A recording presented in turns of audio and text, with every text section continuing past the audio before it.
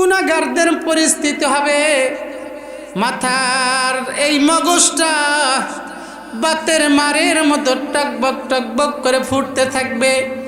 শুধু এতটুকুই না, এই মগজগুলো নাক দিয়ে কান দিয়ে পিছনের রাস্তা দিয়ে বের হইতে থাকবে। বলেন নাউজুবিল্লাহ। এমন কঠিন মুহূর্তে আল্লাহ রাব্বুল আলামিন সমস্ত মানুষের দিকে এমন রাগান্বিত আকৃতি ধারণ করবে, ওই দিন কহার সুরত ধারণ করবেন। এই কঠিন মুহূর্তে কেউ পারবে না, আল্লাহকে বলতে পারবে না আল্লাহ আমাদের বিচার নেন, সবাই তো অপরাধী। এই কঠিন মুহূর্তের মধ্যে আল্লাহ রাব্বুল আলামিন বিচারের যে কার্যক্রম শুরু করবে, তার আগে মানুষের কি পরিস্থিতি হবে দেখেন। আমার নবী হাদিস শরীফের মধ্যে, মুসলিম শরীফের হাদিস কোন কিতাব? মুসলিম শরীফ। কিতাবের নামগুলো মনে রাখবেন, কাজে লাগবে সামনে আলোচনা বুঝতে। সিহা সিত্তার 6 কিতাবের এক কিতাব, যাকে কুতুবে সিত্তা বলা হয়। মুসলিম শরীফের মধ্যে আল্লাহর নবী হাদিস বর্ণনা করেন, ডাক দেন আমার উম্মত, কাল কিয়ামতের ময়দানে মানুষ এই কঠিন মুহূর্তে কি করবে, কোথায় যাবে, কোনো দিশকুল কিনারা পাইবে না। সবাই মিলে আল্লাহর কাছে আরজি করবে, ওগো রব্বুল আলামিন,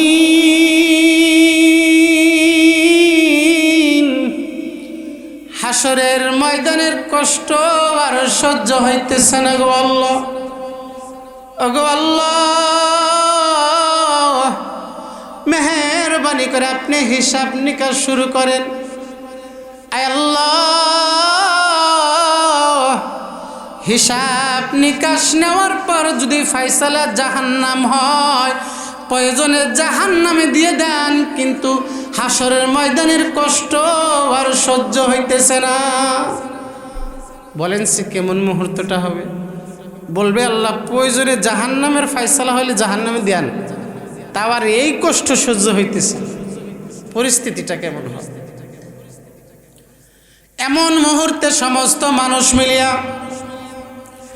পরামর্শ করবে কি করা যায়, আল্লাহকে কিভাবে বলা যায় যে রব্বুল আলামিন আপনি হাসরের ময়দানের বিচার কার্যক্রম শুরু করেন।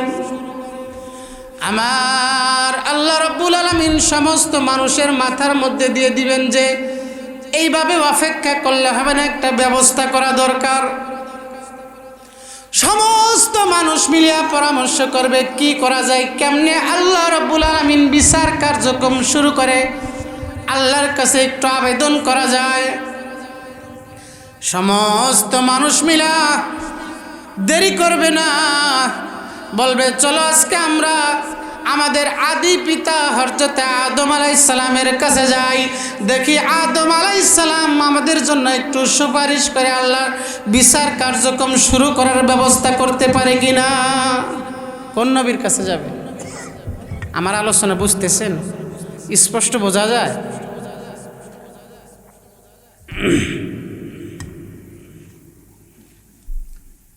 সমস্ত মানুষ দৌড়ায়া হাসরের মাঠে সমস্ত মানুষ দৌড়ে চলে যাবে হযরত আদম আলাইহিস সালামের কাছে। যা ডাক দিবেন, হে আমাদের আদি পিতা, আপনি তো আমাদের আদি পিতা, আপনি তো আমাদের সবার মূল। আপনার কাছে আমরা একটা আরজি নিয়ে আসছি, একটা আমাদের আকাঙ্ক্ষা নিয়ে আসছি। বলে কি? ডাক দিবে, আব্বাজান, হাসরের ময়দানের কষ্ট আর সহ্য হইতেছে না। ডাক দিবে, আমাদের আদি পিতা, একটু যদি মেহেরবানি করে আপনি আল্লাহর কাছে বলতেন, ওগো রব্বুল আলামিন,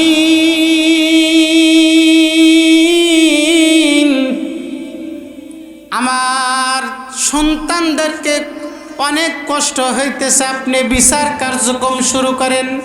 আল্লাহর কাছে যদি এই কথাটা বলতেন, কারণ হলো আল্লাহ রাব্বুল আলামিন আপনাকে অনেক আদর করে বানাইছেন। শুধু তাই নয়, সমস্ত বডিটা বানাইছে হলো ফেরেশতারা, আর চেহারাটাই সুরতটা বানাইছে আল্লাহ রাব্বুল আলামিন কুদরতি হাত দিয়ে। বলেন সুবহানাল্লাহ। সমস্ত মানুষ ডাক দিবে, ও আমাদের আদি পিতা, মেহেরবানি করে যদি আল্লাহকে বলতেন, কারণ আল্লাহ রাব্বুল আলামিন আপনাকে বানাইয়া সর্বশ্রেষ্ঠ জায়গা জান্নাতের মধ্যে আল্লাহ আপনাকে রাখছেন। আদম আলাইহিস সালাতু ওয়াস সালামের কাছে এই কথা যাওয়ার পর হযরতে আদম আলাইহিস সালাতু ওয়াস সালাম ডাক দিয়ে বলবেন, ও আদম সন্তানেরা, ও বনি আদমেরা, আল্লাহ রাব্বুল আলামিন ইন্নাল্লাহা ক্বাদ গাদাবা ইয়াওমান লাম ইয়াগদাব ক্বাবলাহু ওয়া লাম ইয়াগদাব বাদাহু। বলেন আল্লাহু আকবার। হযরতে আদম আলাইহিস সালাম সবাইকে ডাক দিয়ে বলবেন, ও বনি আদম, আল্লাহ রাব্বুল আলামিন আজকে এমন রাগান্বিত অবস্থায় আছেন। মুসলিম শরীফের হাদিস বলতেছি, বানাই না কোনো কিচ্ছা বলতেছি না, গুরুত্ব দিয়ে শোনেন। আল্লাহর নবী বলতেছেন, আল্লাহর নবী বলেন, আদম আলাইহিস সালাতু ওয়াস সালাম সমস্ত মানুষদেরকে বলবেন, ও বনি আদমেরা, ইন্নাল্লাহা ক্বাদ গাদাবা ইয়াওমান, আজকে আল্লাহ রাব্বুল আলামিন এমন রাগান্বিত হয়েছে, এমন রাগান্বিত হয়েছে, লাম ইয়াগদাব ক্বাবলাহু, এমন রাগান্বিত আল্লাহ রাব্বুল আলামিন ইতিপূর্বে আসমান জমিন বানানোর পর থেকে কোনোদিন এত রাগান্বিত হন নাই। হাসরের ময়দানে এমন আল্লাহ রাগান্বিত অবস্থায় থাকবে। শুধু তাই নয়, হযরতে আদম আলাইহিস সালাম বলেন, ওয়ালাম ইয়াগদাব বাদাহু, ও আদম সন্তানেরা, এবং এরপরেও আর কোনো দিন আল্লাহ রাব্বুল আলামিন এত রাগান্বিত হবে না। আজকে যেই রাগান্বিত হয়েছে, পূর্বেও কোনো দিন এত রাগান্বিত হন নাই, পরেও আর এত কোনো রাগান্বিত হবে না। আজকে যে পরিস্থিতিতে আছেন, আমার সাধ্য নাই আল্লাহর কাছে বিচারের কার্যক্রম শুরু করার। এই কথা যে বললো, এটা আমার সাধ্য নাই। কেন? হযরতে আদম আলাইহিস সালাতু ওয়াস সালাম সমস্ত মানুষদেরকে উদ্দেশ্য করে বলবেন, হ্যাঁ দুনিয়ার মানুষেরা, কেন আমি এই কথা বলতেছি তোমরা জানোনি? সেই প্রশ্নের উত্তরে সূরা বাকারার মধ্যে আল্লাহ রাব্বুল আলামিন দিয়ে দিয়েছেন। হযরতে আদম আলাইহিস সালাতু ওয়াস সালাম বলবেন, ও বনি আদম, আমি আল্লাহকে বলতে পারবো না, আল্লাহ আপনি বিচার কার্যক্রম শুরু করেন। কেন? সে কথাও হযরতে আদম আলাইহিস সালাম বলেন, কারণ হলো আল্লাহ রাব্বুল আলামিন আদর যত্ন করে আমাকে বানায়া জান্নাতের মধ্যেই রাখছিলেন। ওয়া কুলনা ইয়া আদাম উসকুন আনতা ওয়া যাওজুকাল জান্নাতা ওয়া কুলা মিনহা রাগাদান হাইসু শি'তুমা ওয়া লা তাকরাবা হাযিহিশ শাজারাতা ফাতাকুনা মিনাজ জালিমিন।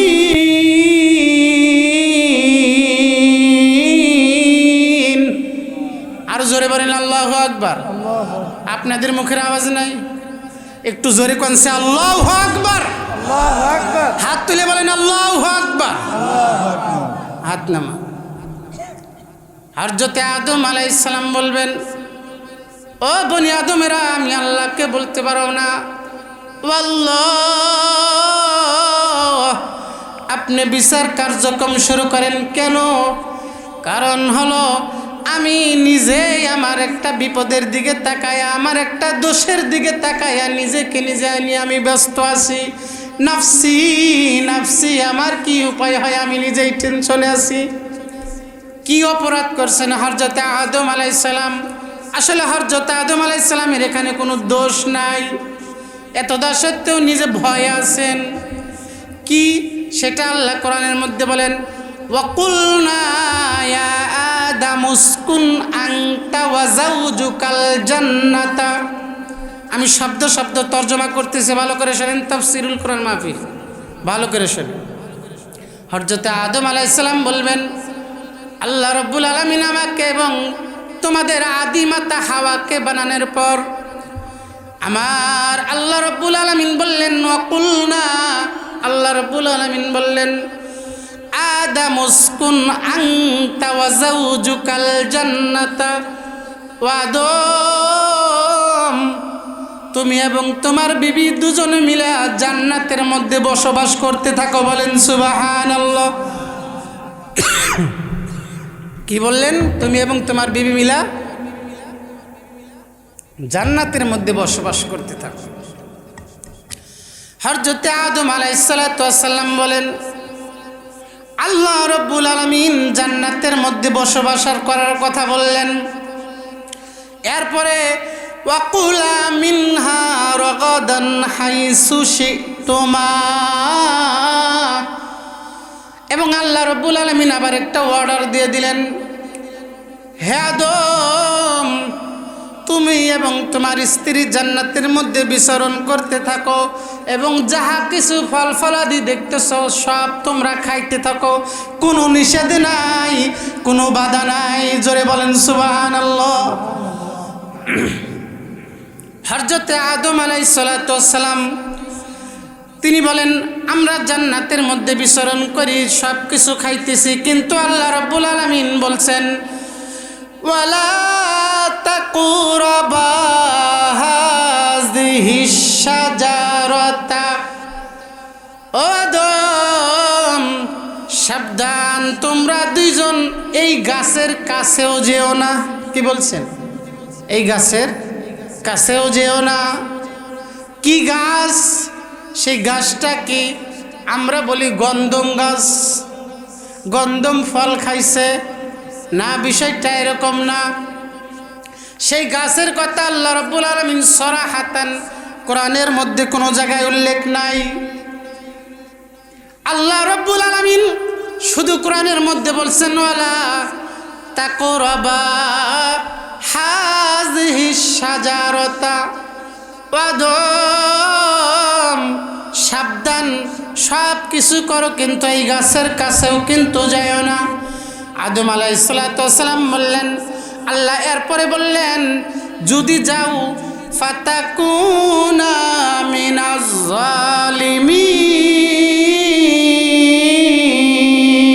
জালিমিন। আদম, তুমি যদি ভুলে ওই গাছের কাছে যাও তাহলে তুমি জালেমদের অন্তর্ভুক্ত হয়ে যাইবা।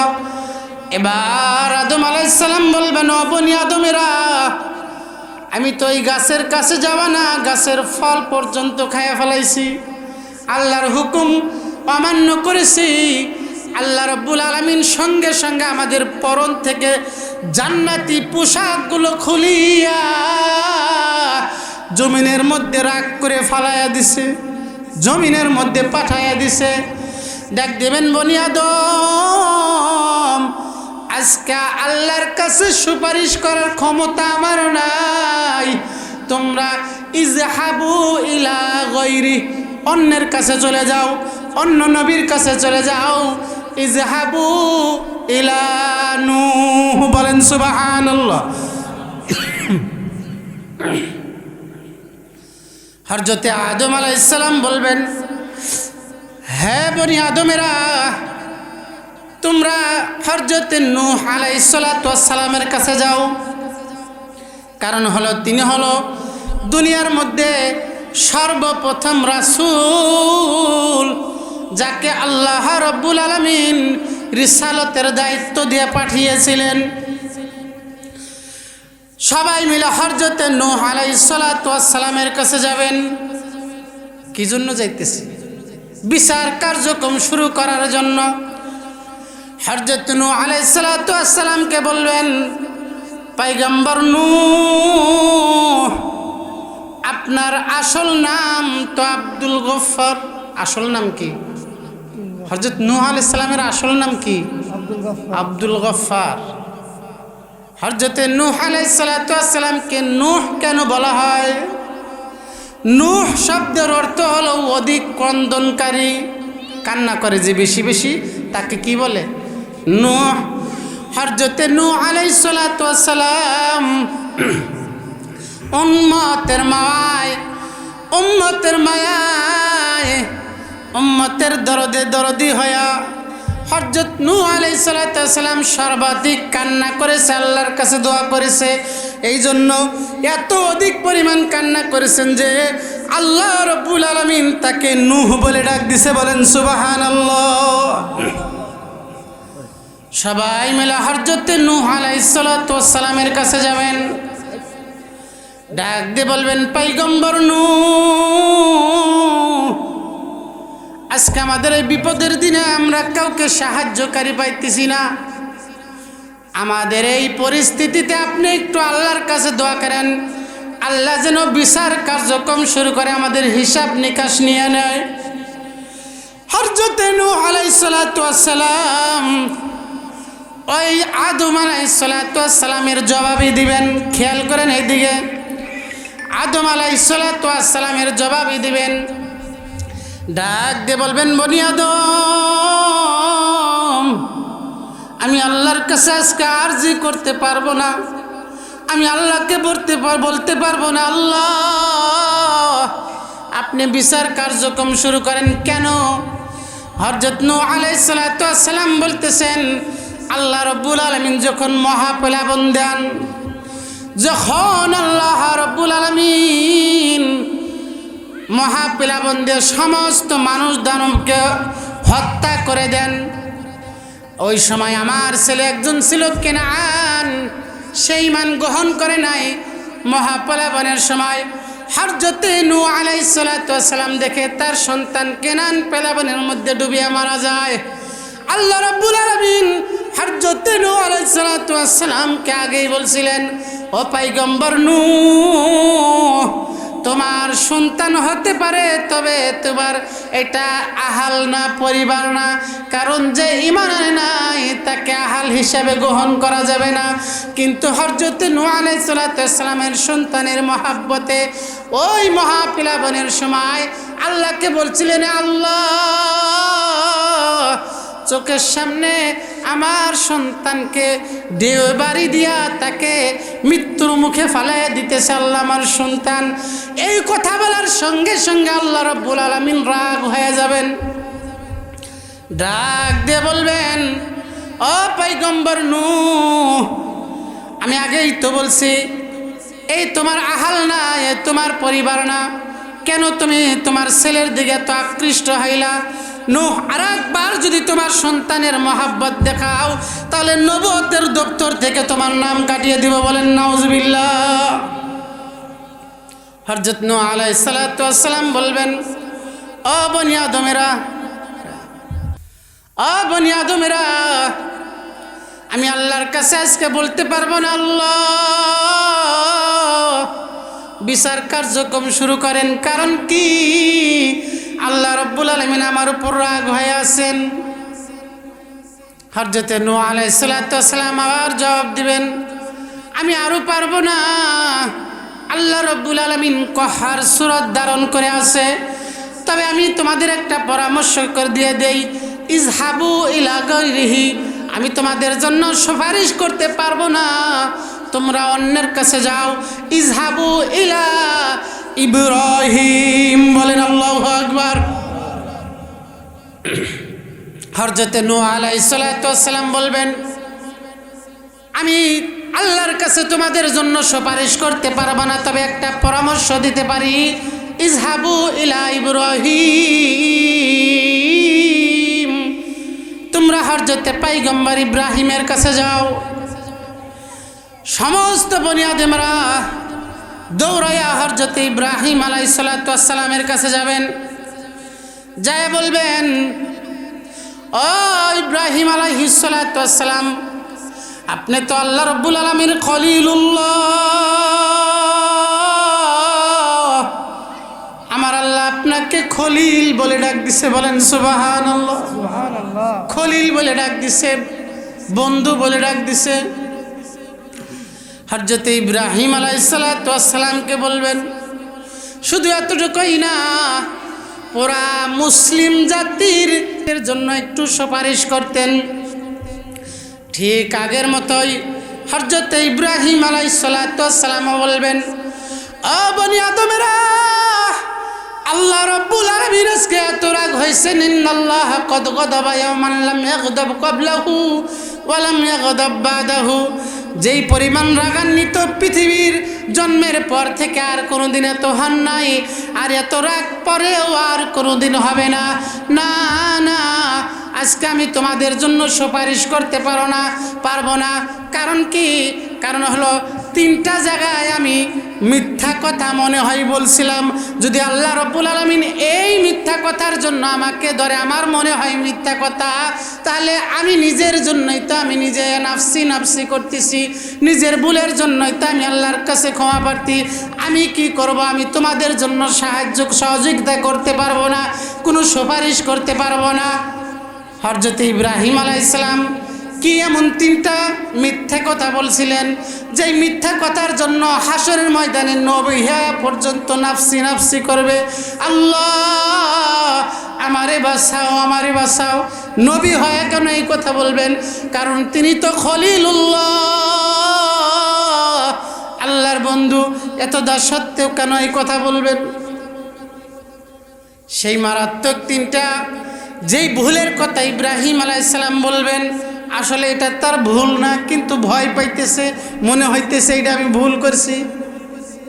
নাম্বার 1, হযরত ইব্রাহিম আলাইহিস সালাতু ওয়াস সালাম 1 নাম্বার যেই ভুলের কথা বলবেন, সেই ভুলটা হলো যখন নমরুদের সৈন্যরা মেলার মধ্যে চলে গেছে। কিসের মধ্যে? মূর্তির মেলার মধ্যে চলে গেছে। মেলার মধ্যে যাওয়ার সময় ইব্রাহিম আলাইহিস সালাতু ওয়াস সালামকে বলছেন, ও ইব্রাহিম, চলো যাই, মেলায় যাই। ওই জায়গার মধ্যে মূর্তির মেলা, নর্তকীদের মেলা, গান বাজনার মেলা। ইব্রাহিম আলাইহিস সালামকে বলতেছেন, ও ইব্রাহিম, চলো মেলার মধ্যে চলে যাই। ইব্রাহিম আলাইহিস সালাতু ওয়াস সালাম যেই উত্তরটা দিয়েছিলেন সেটা হলো, ইন্নী সাকিম, আনা সাকিম, আনা মারিদুন। না, আমি মেলার মধ্যে যাব না, আমি অসুস্থ। কি? আসলে তিনি শারীরিকভাবে কোনো অসুস্থ ছিলেন না। এতদা সত্ত্বেও কি বলছেন আমি? এটা তার ভুল না, এটা মিথ্যে কথাও হয় নাই। কেন? সে শারীরিকভাবে যদিও সুস্থতা দেখা যায়, কিন্তু আল্লাহ রাব্বুল আলামিনের তালাশে, আল্লাহর মহাব্বতে তিনি অসুস্থ, তার হৃদয়টা অসুস্থ। মানুষ আল্লাহকে রাখিয়া কিভাবে মূর্তির পায়ে সিজদা দিতেছে, এটা তার মনের মধ্যে দুঃখ, একটা ব্যথা, এটা তার একটা ব্যথা, এটা রোগ, এটা অসুস্থ, এটা সত্য। কিন্তু এতদা সত্য ইব্রাহিম আলাইহিস সালাম মনে করবেন এইটা হইলো আমার অসুস্থ, আমি মিথ্যে কথা বলে হালাইছি। আসলে এটা মিথ্যে কথা না। নাম্বার 2, তারা সবাই যখন মেলার মধ্যে চলে গেলেন, হযরত ইব্রাহিম আলাইহিস সালাতু ওয়াস সালাম বড় একটা কুড়াল নিয়া সমস্ত মূর্তির ঘরের মধ্যে ঢুকিয়া, মন্দিরে ঢুকিয়া সমস্ত মূর্তিকে ভাঙ্গিয়া চুরিয়া, বড় যে মূর্তিটা ছিল ওই মূর্তির কান্দের মধ্যে কুড়ালটা বাজায় রাখছে। সবাই আসিয়া মন্দিরের মধ্যে ঢুকবে, পূজা করবে। এবার দেখে মূর্তিগুলো সব ভাঙ্গা। সবাই মনে মনে বলতেছেন, এটা তো আর কারো কাম না, ইব্রাহিমের কাম। সবাই মিলে হযরত ইব্রাহিম আলাইহিস সালামের কাছে গেছে, যায় ডাক দে, ইব্রাহিম কি ব্যাপার, আমাদের মূর্তিগুলো ভাঙছে কে, তুমি দেখছো নাকি? হযরত ইব্রাহিম আলাইহিস সালাম হাও বলে নাই, নাও বলে নাই, কৌশলে উত্তর দিছেন যে তোমাদের মূর্তিগুলো কে ভাঙছে তোমরা কি দেখতেছো না? বড়টার কান্দের মধ্যে কোরাল, যেটার কান্দের মধ্যে কোরাল ওইটাই মনে হয় বাইরে বেরে ভাঙছে এডিরে। তিনি হা না কিছু হইলে যে কোরাল যার কান্দে সেই দোষী। ওই মূর্তি পূজকটা ডাক দিয়ে বলে, ইব্রাহিম এই মূর্তিগুলোকে আর এক মূর্তিরে কোবায়ে ভাঙতে পারে নাকি? তুমি এটা কেমন কথা বলতেছ? কয় যদি ভাঙতে না পারে, যদি সামনে খাবার দাও, ভোগ দাও, মিষ্টি দাও, দই দাও, চিড়ে দাও, কত কিছু দাও, এগুলো যদি খাইতেও না পারে তবে কেন এগুলোর পায়জা সিজদা দেও কেন, খোদা মানো? ইব্রাহিম আলাইহিস সালাম বললেন তাহলে এগুলো মানো কেন? হ্যাঁ না কিছু বলেন। হযরত ইব্রাহিম আলাইহিস সালাম হাসরের ময়দানে ভয়ে থাকবে না জানি, এইটার জন্য আল্লাহ রাব্বুল আলামিন ধরে ফেলে। তৃতীয় নাম্বার যেই মিথ্যা কথা তিনি মনে করবেন, হযরত ইব্রাহিম আলাইহিস সালাম বিবি সারাকে নিয়া যখন ইব্রাহিম আলাইহিস সালামকে নমরুদে তার দেশ থেকে বের করে দিলেন, হযরত ইব্রাহিম আলাইহিস সালাম অন্য দেশের মধ্যে যাবেন, প্রতিমধ্যে জালেম বাদশাহ নারী লোভী ছিল, তার দিলের মধ্যে সব সময় নারীর আকাঙ্ক্ষা করত, সুন্দরী নারী পাইলেই তাকে নিয়ে জিনার মধ্যে লিপ্ত হয়তো, বলেন নাউজুবিল্লাহ।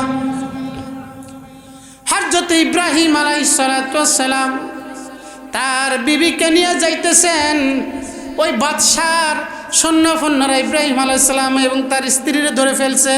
এখন ইব্রাহিম আলাইহিস সালাম তার স্ত্রীকে নিয়ে বাদশার দরবারে নিয়ে যাইতেছে, কিন্তু ইব্রাহিম আলাইহিস সালাম ভয়ে আছেন, বাদশার তো মিজাজ ভালো না, না জানি আল্লাহ না করুক আমার বিবির সাথে না জানি কি করে। হযরত ইব্রাহিম আলাইহিস সালাম সঙ্গে সঙ্গে নামাজের মধ্যে দাঁড়ায় গেলেন, বলেন সুবহানাল্লাহ। নামাজে দাঁড়ায় গেছে, আল্লাহর কাছে কান্না করতেছে। আর বাদশার একটা নিয়ম ছিল, যদি ভাই বোন একসাথে যায়, ভাই বোন, তাহলে তাই ভাইয়ের সামনে বোনের সাথে কোনো অপকর্ম করে না। ওই হিসাবে ইব্রাহিম আলাইহিস সালামকে জিজ্ঞাসা, ও ইব্রাহিম এই মহিলা তোমার কি হয়?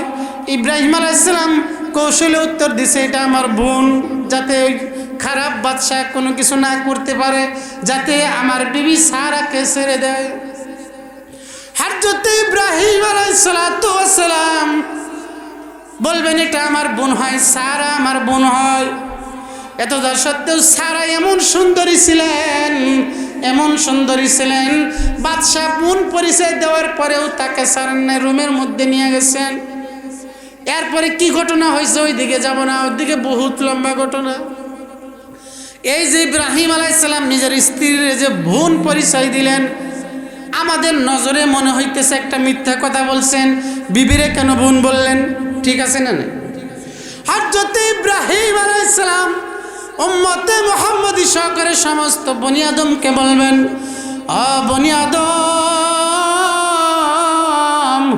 আল্লাহ যদি আজকে আমাকে ধরে ফেলে, ইব্রাহিম তোমার স্ত্রীরে কেন বোন বললা? এটা মিথ্যা কথা হয় নাই, হাসা কথা।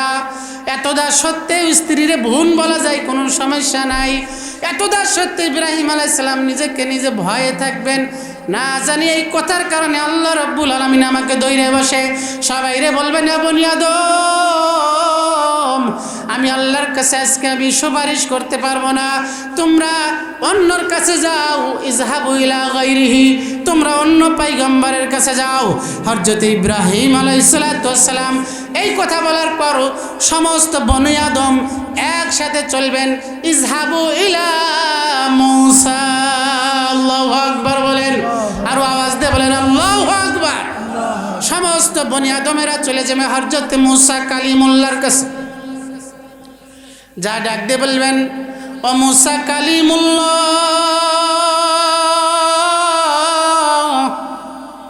আপনাকে তো আল্লাহ রাব্বুল আলামিন কালিমুল্লাহ বলে কোরআনের মধ্যে ডাক দিচ্ছেন।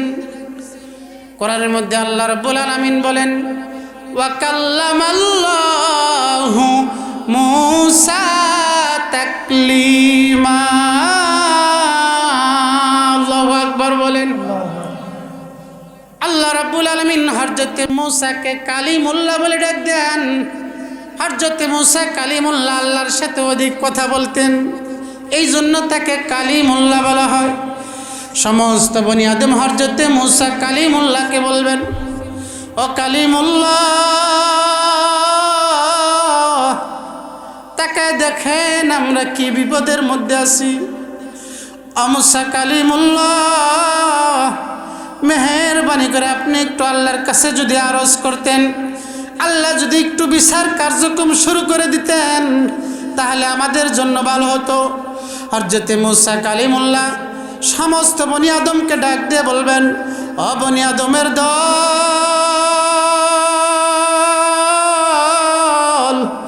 আজকে আমার আল্লাহ রাব্বুল আলামিন ইন্নাল্লাহ কদ গদাবা ইয়াওমান লাম ইয়াগদাব ক্বাবলাহু ওয়া লাম ইয়াগদাব বাদাহু। ও বনি আদমের দল, আজকে আল্লাহ রাব্বুল আলামিন এত রাগান্বিত হয়েছেন, এত রাগান্বিত হয়েছেন, এত পরিমাণ রাগান্বিত আর কোনোদিন হন নাই, পরেও আর কোনোদিন হবে না। ও বনি আদমের দল, আমি তোমাদের জন্য আজকে সুপারিশ করতে পারবো না। কারণ হলো আমি এখনো ওই সময় এখনো নবুয়ত পাইছিলাম না। আমার কিপ্তি বংশের একজন এবং ফিরাউনের বংশের একজন, দুজনের মধ্যে ঝগড়া হইতেছিল। আমি একটু সমাধান করতে যায় ফিরাউনের বংশের একজনকে হালকা করে একটা থাপড় দিছিলাম। এই থাপড় দেওয়ার কারণে সে মারা গেছিল। আমার আল্লাহ যদি জিগায়, ও মূসা কালিমুল্লাহ,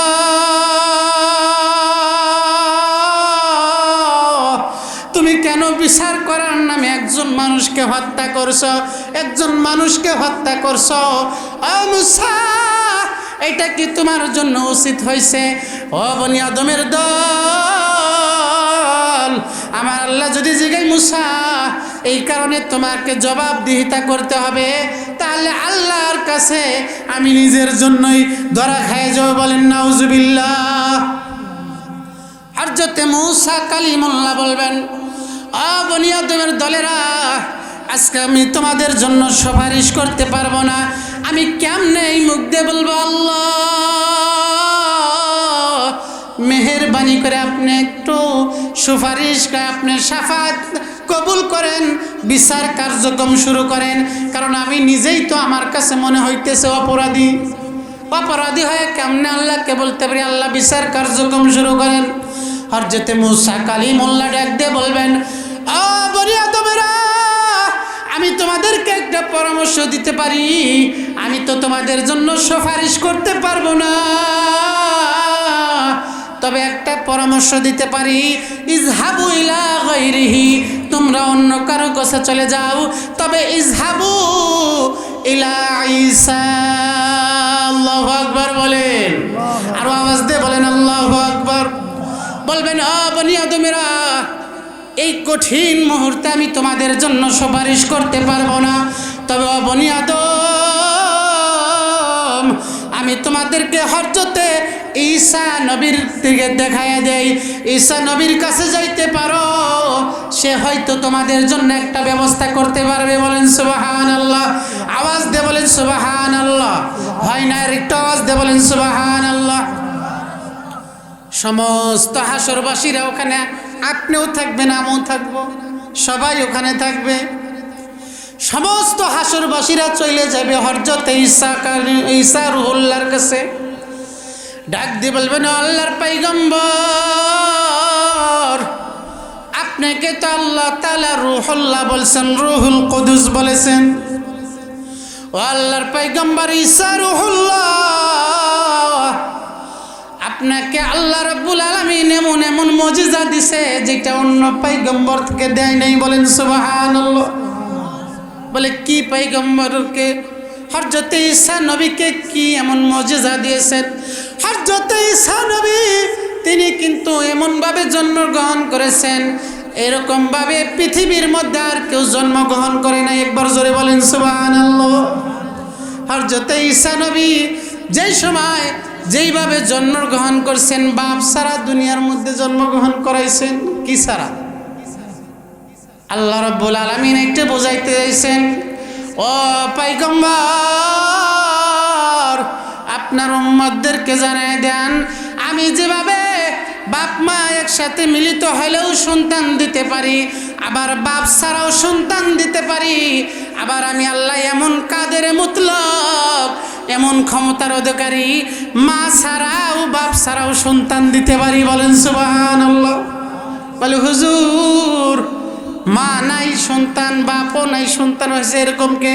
হযরত আদম আলাইহিস সালাম, তার মাও নাই বাপও নাই, আছে? আল্লাহ তাআলা এটাই বুঝাইতে চাইলেন, তোমরা বিবাহ করে স্ত্রীর সাথে থাকলে সন্তান পাওয়া যায় না, সন্তান আমি আল্লাহ রাব্বুল আলামিনের পক্ষ থেকে দেই। কিন্তু অনেক মানুষ মনে করে আমরা স্বামী স্ত্রী একসাথে হওয়ার কারণেই সন্তান হয়।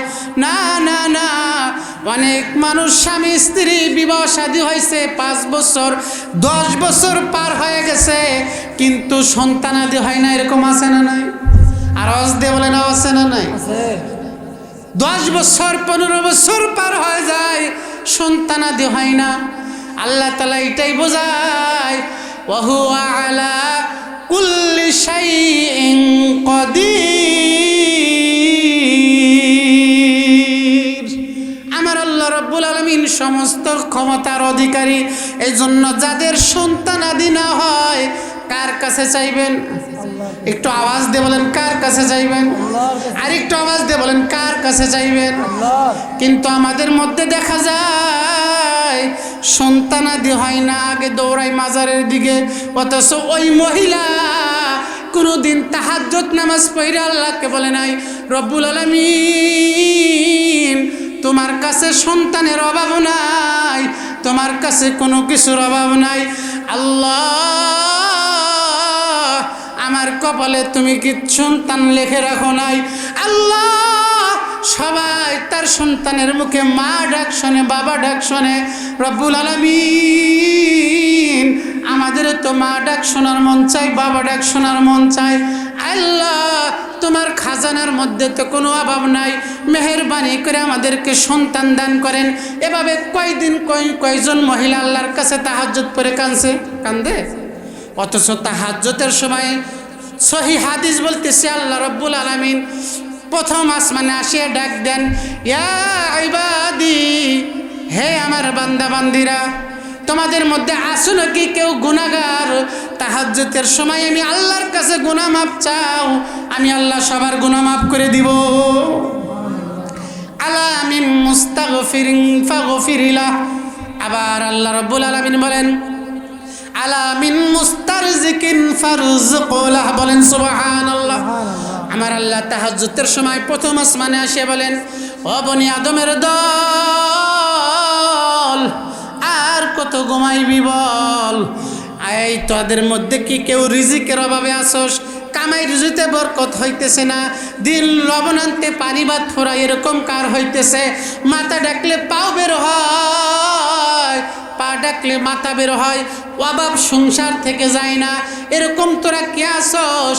আমি আল্লাহর কাছে চা, আমি আল্লাহ তোদের ডাকতেছি, চাওয়ার সঙ্গে সঙ্গে আমি তোদের ডাকের জবাব দিয়ে দিব। বলেন সুবহানাল্লাহ। কিন্তু আমরা নাক ডেকে ঘুমাই, এরকম কয়জন আছি? আল্লাহ ডাকে আমরা ঘুমাই, আল্লাহর কাছে চাই না। আগে আল্লাহর কাছে চাইতে হবে, এরপরে ওসিলা তালাশ করতে হবে। আল্লাহর কাছে না চায়া ওসিলা তালাশ করা জায়েজ নাই। আগে আল্লাহর কাছে তালাশ করতে হবে, আল্লাহকে ডাকতে হবে আগে। অসুস্থ হইলেও, কথা বোঝেন মাসালা, অসুস্থতা হইলেও সর্বপ্রথম আল্লাহর কাছে দোয়া করতে হবে, এরপর ওষুধ খাইতে হবে। এইটা হলো মাসালা। আগে আল্লাহর কাছে দোয়া করতে হবে। কেন? ওষুধের কিন্তু ক্ষমতা নাই। মানুষের অসুস্থতা দূর করার ক্ষমতা আছে? আওয়াজ দিয়ে বলেন, ক্ষমতা আছে? একই নাপা ট্যাবলেট খায় মানুষের জ্বর ভালো হইতেছে, আর একজনের ভালো হয় না, আছে না নাই? হ্যাঁ, নাপাই কাম হয় না, হ্যাঁ ইঞ্জেকশন লাগে, আছে না নাই? তার মানে ওষুধের কোনো ক্ষমতা নাই। ক্ষমতা একমাত্র কার? আওয়াজ দিয়ে বললেন, ক্ষমতা কার? এই জন্য সন্তানাদি না হইলে আগে আমরা কার কাছে যাব? আল্লাহর কাছে কানবো। কারণ এই কপালে যা কিছু লেখা আছে কোনো কিছু পরিবর্তন করতে পারে না ইল্লা বিদুয়া। যদি আল্লাহর কাছে কান্নার মতো কান্না করতে পারে, চাওয়ার মতো চাইতে পারে, তাহলে তকদিরের লেখাকেও আল্লাহ পরিবর্তন করে দেয়। তকদিরের লেখাকেও পরিবর্তন করে দেন। আপনার গো মা বোনেরা ভালো করে শোনেন, আপনার কপালে হয়তো ছেলে সন্তানাদি লেখা ছিল না, আপনি যদি আল্লাহর কাছে চাওয়ার মতো চাইতে পারেন, তাহলে আল্লাহ রাব্বুল আলামিন ওই তকদির পরিবর্তন করে আবার সন্তানাদি হবে এরকম তকদির দিয়ে দিবে। বলেন সুবহান। কারণ হাদিস লা ইগাইরুত তাকদির ইল্লা বিদুআ, তকদিরকে কেউ পরিবর্তন করতে পারে না, একমাত্র দোয়া। দোয়া এই জন্য বেশি বেশি আল্লাহর কাছে দোয়া করবেন তো ইনশাআল্লাহ। আলোচনা বিরক্ত হইতেছেন, রাগ করতেছেন, আমি বানাই না কোনো কথা বলতেছি। আমার একটা কথা যদি কোরআন এবং হাদিসের বাহিরে যায় সাথে সাথে ধরবেন। যদি এই কথাটা রেফারেন্স দিয়ে যান ইনশাআল্লাহ সাথে সাথে দিয়ে যাওয়ার চেষ্টা করব। কোরআন হাদিসের বাইরে আমি কোনো কথাও বলবো না। সম্মানিত হাজিরিন, মনে আসেনি বনিয়াদিমরা কোন নবীর কাছে আইছে? আরো জোরে বলেন। হযরতে ঈসা নবীর কাছে আসলেন, ডাক দিয়ে বলেন ঈসা রুহুল্লাহ, আল্লাহ রাব্বুল আলামিন আপনাকে জন্মের সময় আল্লাহ রাব্বুল আলামিন মুজিজা দিয়ে পাঠাইছেন। জোরে বলেন সুবহানাল্লাহ। বাপ সারা দুনিয়ার মুখ দেখাইছেন। শুধু তাই নয়, হযরতে ঈসা রুহুল্লাহ তিনি এমন একজন নবী ছিলেন, এমন একজন নবী ছিলেন, পৃথিবীর মধ্যে 3 জন শিশু দোলনার মধ্যে থাকা অবস্থায়, দুধের কোলের মধ্যে থাকা অবস্থায় কথা বলছেন কয়জন? তার মধ্যে একজন হলো হযরতে ঈসা নবী। মাত্র ভূমিষ্ঠ হয়েছে 2-4 ঘন্টা হইল। এই 2-4 ঘন্টা জন্মের পরেই আল্লাহ রব্বুল আলামিনের ইশারায় তিনি কথা বলা শুরু করে দিয়েছেন। সুবহানাল্লাহ। ভাই কেমনে কথা বলছেন? ঈসা নবীর কথা বলতেছে। হযরতে ঈসা আলাইহিস সালাতু ওয়াস সালামের মা তাকে যখন বাইতুল মাকদাস থেকে একটু দূরে খেজুর গাছের নিচে জন্ম দিলেন, জন্ম দেওয়ার পর বাড়ির দিকে কোলে করে নিয়ে আসতেছেন ছেলেরে। এলাকার মানুষেরা হযরতে ঈসা রুহুল্লাহর মাকে ডাকে বলতেছেন, ও মরিয়ম, তুমি না বাইতুল মাকদাসের পাশে তোমার লেগে ঘর বানানো হয়েছে, ঘরেই থাকো, তোমার তো বিয়ে শাদিও হয় নাই, সন্তান পাইলে কই থেকে? সন্দেহ করবে না, করবে না। হযরতে ঈসা রুহুল্লাহর মা